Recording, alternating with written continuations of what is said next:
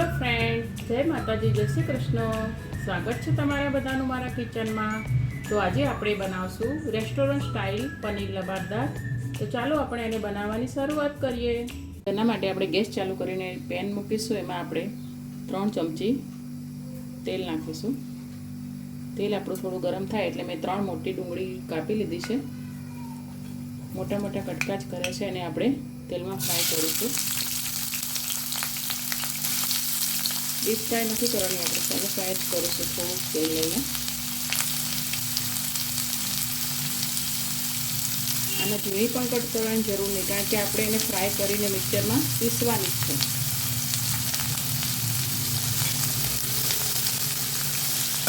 High flame ઉપર 2 થી 3 મિનિટમાં આપણી ડુંગળીનો કલર ચેન્જ થઈ જશે. જો 2 મિનિટ જેવું થઈ ગયું છે ને આપણી ડુંગળી સારી રીતે સંતળાઈ ગઈ છે, એનો કલર પણ ચેન્જ થઈ ગયો છે. હવે આપણે એને ગેસ બંધ કરીને એક થાળીમાં કાઢી લઈશું અને એને ઠંડી થાય પછી આપણે એને મિક્સરમાં પીસી લઈશું. તો 200 ગ્રામ પનીર લઈને મેં એને નાના નાના કટ કરી દીધા છે. હવે આપણે એ જ પેનમાં થોડું તેલ લઈને પાછા એને પણ આપણે ફ્રાય કરી લઈશું. એના માટે પણ આપણે 3 ચમચી તેલ લઈશું અને બધા પનીરના પીસ આપણે અંદર એડ કરી દઈશું.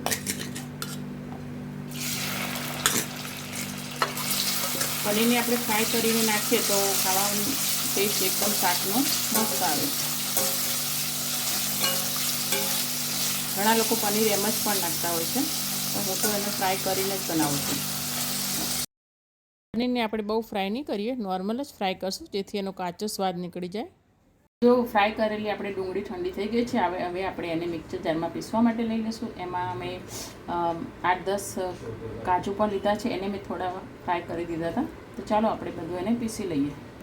જે આપણે ડુંગળી અને પનીર ફ્રાય કર્યા હતા એ જ પેનમાં આપણે થોડું બીજું તેલ લઈ લઈશું ને આપણે હવે પનીરનો વઘાર કરીશું. તેલ આપણું ગરમ થાય એટલે 2 તમાલપત્ર, 1 મોટો એલચો,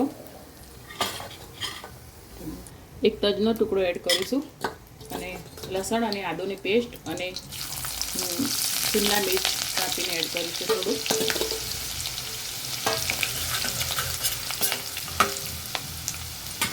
પછી આપણે જે ડુંગળીની પેસ્ટ રાખી હતી એને આપણે અંદર એડ કરીશું.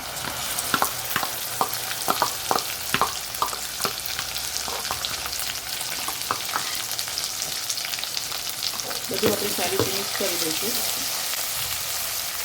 ડુંગળી આપણે પહેલાં પણ ફ્રાય કરી છે એટલે આપણે એને થોડીક વાર માટે જ ફ્રાય કરીશું, 1 થી 2 મિનિટ માટે. ગેસની ફ્લેમ આપણે મીડિયમ રાખશું હમણાં.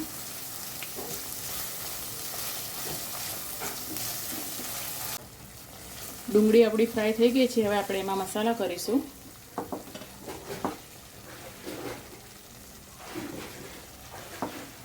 બે ચમચી કાશ્મીરી મરચું પાવડર, 1 ચમચી ગરમ મસાલો, 1 ચમચી ધાણા જીરું, ચપટી હળદર નાખીશું. આ બધું આપણે સારી રીતે મિક્સ કરી દઈશું.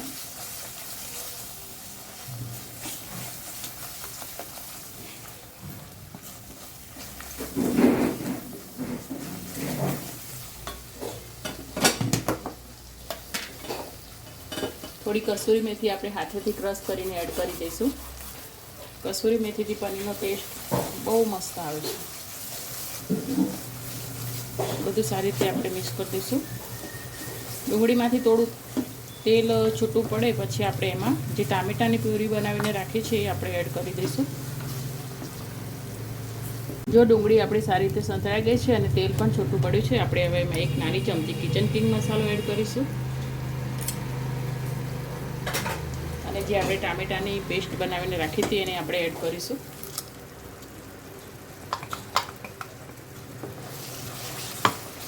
બધું આપણે મિક્સ કરી દઈશું સારી રીતે અને ટામેટા આપણા સારી રીતે ચડી જાય એ માટે આપણે મીઠું એડ કરીશું. સ્વાદ પ્રમાણે આપણે એમાં મીઠું નાખીશું.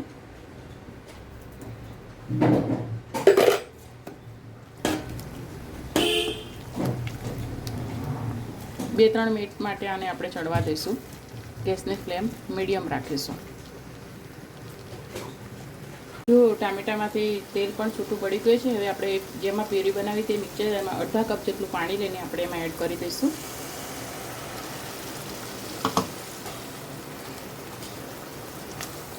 ગ્રેવીને આપણે સારી રીતે ઉકળવા દઈશું.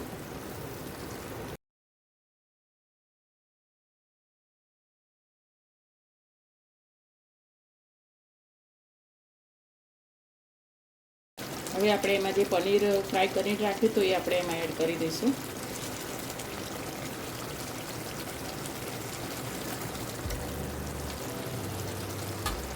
એને પણ આપણે મિક્સ કરી લઈશું સારી રીતે.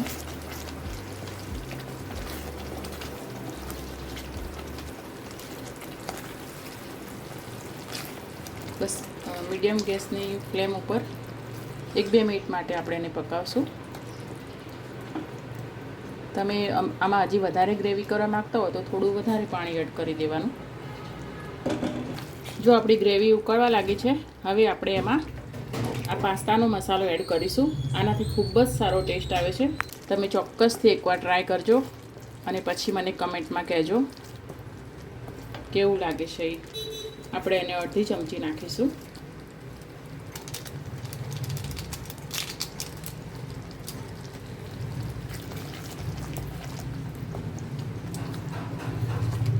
બધું આપણે મિક્સ કરી દઈશું સારી રીતે.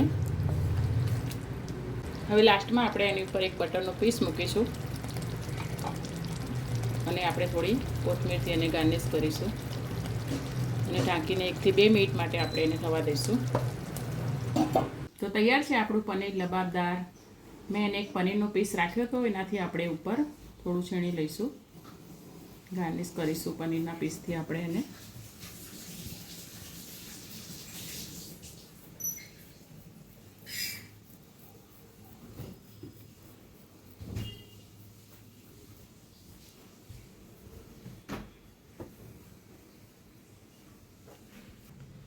તો રેસ્ટોરન્ટ સ્ટાઇલ તમને પનીર લબાબદારની સબ્જી ગમી હોય તો મારા વિડીયોને લાઇક કરજો, શેર કરજો અને મારી ચેનલને સબસ્ક્રાઈબ કરજો.